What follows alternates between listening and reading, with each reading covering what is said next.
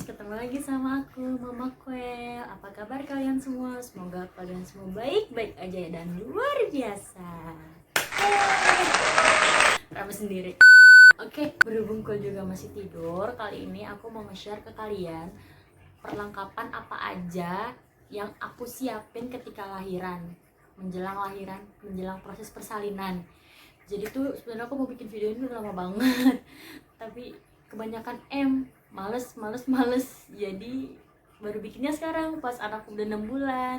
Oke, nggak apa-apa, terlambat daripada nggak sama sekali, betul? Oke, sekarang kita mulai, keep on watching ya.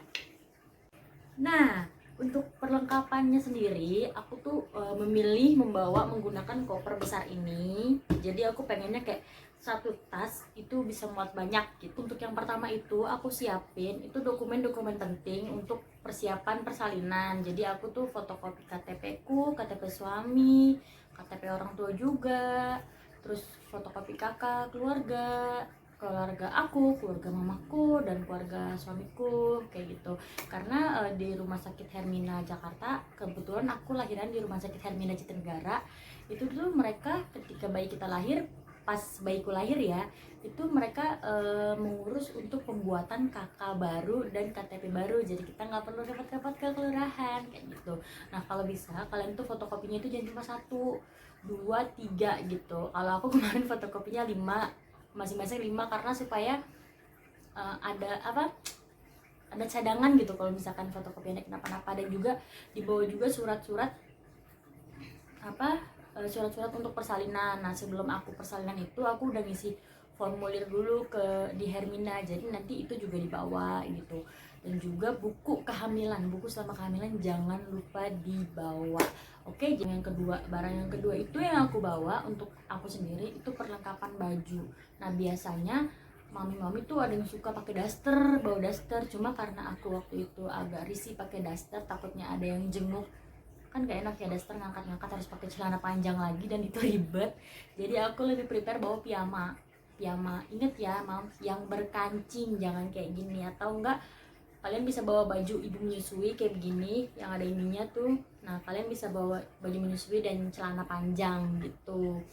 Nah, jangan lupa juga kalian bawa bra menyusui, jadi biar gampang aja bukanya. Jangan lupa juga bawa daleman ya, masa nggak ganti-ganti dalemannya gitu. Nah, aku itu bawa bajunya itu karena aku persalinannya normal, jadi aku bawa baju secukupnya aja untuk 3 hari gitu. Selain itu aku juga bawa perlengkapan mandi. Jangan lupa perlengkapan mandi. Meskipun dapat juga dari rumah sakit, ada beberapa pihak rumah sakit yang menyediakan perlengkapan mandi, ada juga yang enggak, tapi aku lebih prefer bawa sendiri. Kayak sikat gigi, sabun, shampoo, odol, Rexona, terus Rexona merek, deodoran, terus aku juga nggak lupa bawa sendal jepit karena berguna banget kalau misalkan kesana aku bawa sendal teplek, kan ribet ya, enakan pakai sendal jepit, jadi aku bawa sendal jepit juga. Terus aku bawa handuk, itu perlengkapan mandiku satu paket. Dan juga perlengkapan suami, aku juga bawain suamiku handuk dan sikat gigi media gitu. Nah, selanjutnya aku juga bawa stagen atau korset. Jadi ketika aku setelah melahirkan, setelah bayi itu keluar dari perut, setelah itu bayi itu keluar, nah aku tuh sama dokter langsung dipakein stagen yang bener-bener buat orang lahiran. Waktu itu kan aku bawanya korset biasa, karena aku pikir kayaknya aku nggak terlalu suka pakai korset gitu, kayak ngap gitu. Tapi kata dokter jangan pakai yang ini gitu, karena perutnya kan langsung bleber gitu. Jadi aku pakai stagen, jadi aku harus beli di rumah sakit itu stagen itu yang ngelilit-lilit gitu. Nah, itu juga wajib dibawa ya. Nah, selanjutnya yang jangan lupa dibawa itu pembalut, teman-teman. Pembalut untuk melahirkan. Kan ada tuh pembalut yang buat melahirkan, yang pembalut itu panjang dan tebal. Nah, itu pembalut itu. Nah, kalian kalau bisa bawa 2 pack. Kalau aku waktu itu bawa 2 pack, walaupun cuma 3 hari. Karena apa? Karena setelah melahirkan itu kita keluar darah nifas itu banyak banget, sampah banyak banget gitu, dan aku tuh sering-sering ganti karena takut tembus di kasur rumah sakit kan gak enak ya, spraynya putih kayak gitu. Jadi kalian juga harus bawa kembali, oke? Nah selanjutnya lagi aku juga bawain suami aku selimut dan bantal kecil aja buat dia, karena kan dia yang akan nungguin aku kan. Jadi aku bawain selimut dan bantal kecil, takutnya dia masuk angin harus tidur di sofa kayak gitu kan. Nah dan selain itu aku juga bawa perlengkapan sholat untuk suamiku gitu.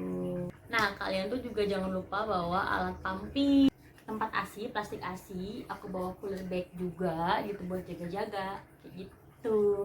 Nah kalau misalkan emang ASInya nggak keluar, prepare aja sih bawa susu formula gitu.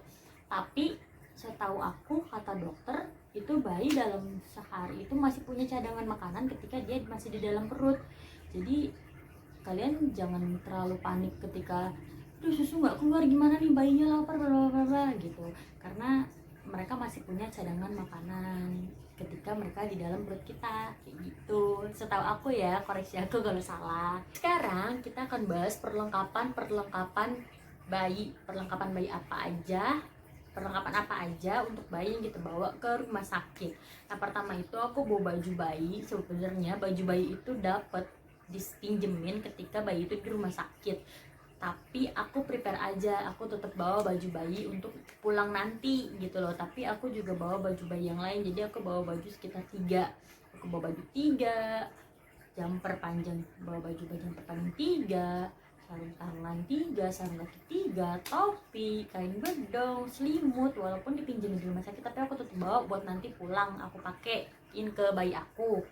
Terus jangan lupa juga sediain tisu kering dan tisu basah dan kapas, itu wajib disediain oleh kalian. Dan perlengkapan mandi, meskipun kemarin itu perlengkapan mandi untuk babyku itu nggak kepake karena babyku itu udah dimandiin sama suster bayi di sana.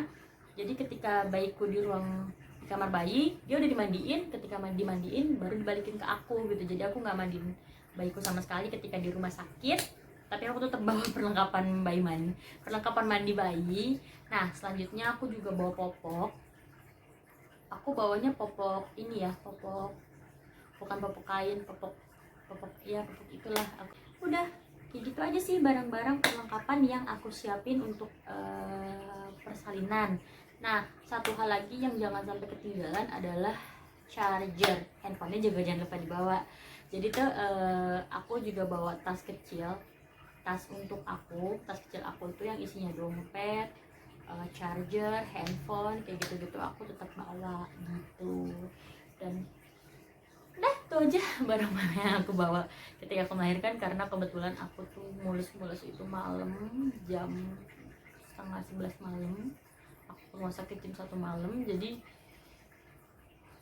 aku tuh karena aku mikir, aku takut kalau misalkan aku mulus malam, suamiku nggak ada lagi di luar kota, aku bakal repot banget harus masukin ketika aku mulus. Makanya aku siapin tas ini udah dari usia kandungan aku itu 35 minggu. 35 minggu aku udah siapin si koper ini gitu teman-teman. Jangan lupa juga ya bawa baju salinan buat suami kamu. Oke mau segitu dulu video dari aku, semoga bermanfaat, semoga kalian suka. Maaf banget kalau aku masih kaku karena aku juga baru mulai nge-YouTube. Pokoknya semoga bermanfaat. Thank you so much for watching and I'll see you on my next video.